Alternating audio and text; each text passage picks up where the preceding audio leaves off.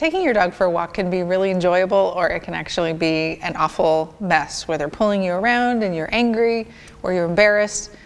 So the skills in this video are for you as a handler and also for your dog. So there's two sides of teaching that we'd like to cover. One is teaching for you in terms of how to handle the leash, and the other is skills for your dog.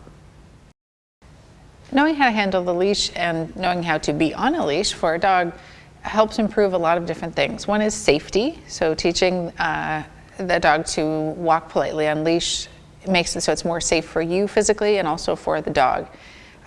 Also, learning how to move your own body relative to the leash is really good for your safety, helps reduce the dog's stress, all kinds of really great things.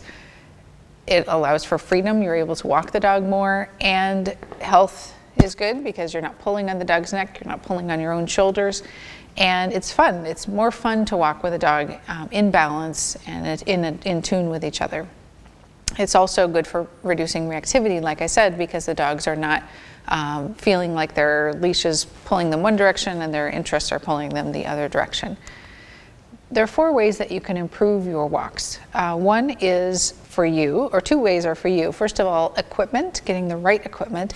And second is for you to have better leash handling skills. So not holding tight on the leash and doing a bunch of other things that are counterproductive.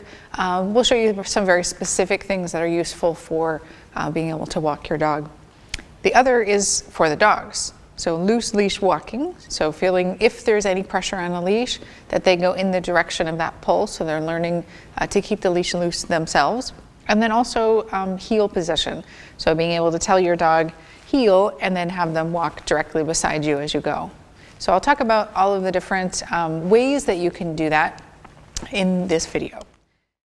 So with the bat leash skills, each of them is for a little bit of a different need. So in this case, we want the leash, because it's long, we want it looped up so that I can let it out when I want to. And he's a pretty strong puller, as you can see. You want to do rebalancing or relax the leash after you use the leash to slow him down. Okay, go say hi. Tackle mom.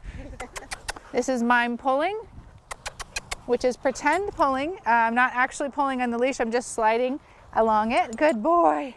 Slow stop. Relaxing the leash by leaning into him. Good. Excellent choice. Let's go this way. Good.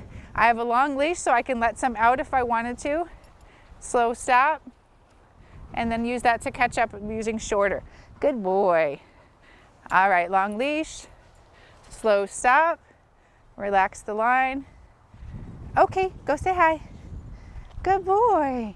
Another technique that you can use for loose leash walking is to teach the dog that he only gets to go towards something that he wants if the leash is loose. So basically what we do is we set up something that's really distracting. So say your treat bag off at a distance, so the dog really wants to get over there.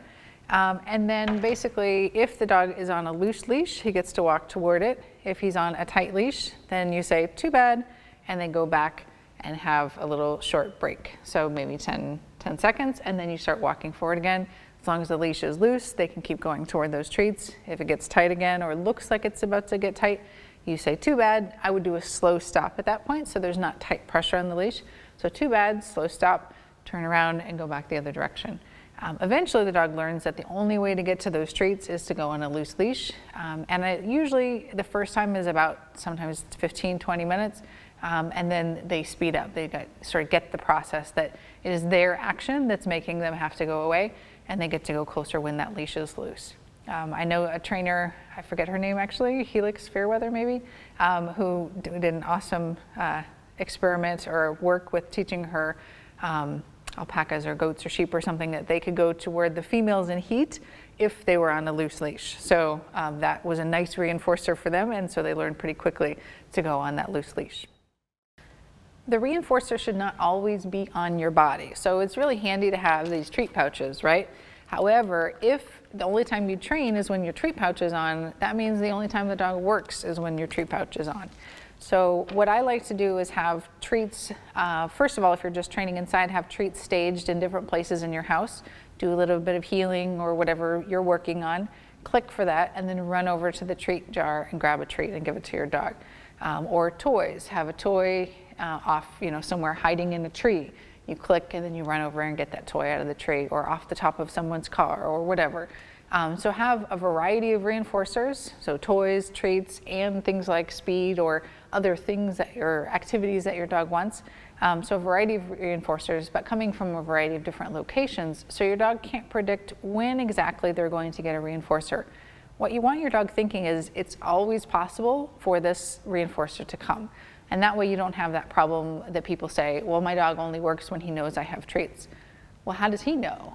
That's your fault. If you are making it that predictive, it's easy for your dog to know when he's working and when he's not, then it makes sense that your dog would not work at certain times, because dogs are pretty efficient that way. All right, so I'm going to give you my treat pouch so that he knows that I don't have any food on me. Hey, buddy, hey, do you notice this is happening? All right, so I've got no food on me, and then I'll practice heeling toward that treat, and then, or heeling randomly, and then when I say yes, I'll run to the treat, and then you can feed him a cookie. I would recommend tossing it on the floor because he's got a little bit of a shark. All right, come here. Hey, buddy, with me. Good boy.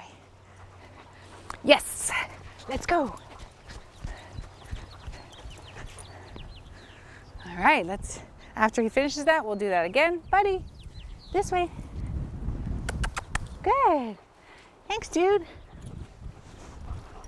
And I don't really care which side the dogs heel on, so you ready? Let's go with me. Yes, let's go. So this way, Buddy is learning that even though I have no food on me, he can still get a reinforcer for behavior relative to me. This way, Buddy, this way. He said, I really want to go with you, but you don't have any food. Yes, go get it. Leash walking is a team exercise. Because you have a leash tying you to your dog, it is important that both of you stop your pulling. So hopefully with this video, you've learned to stop pulling on your dog, and your dog has some tools to stop pulling on you. And I hope that your walks are fabulous.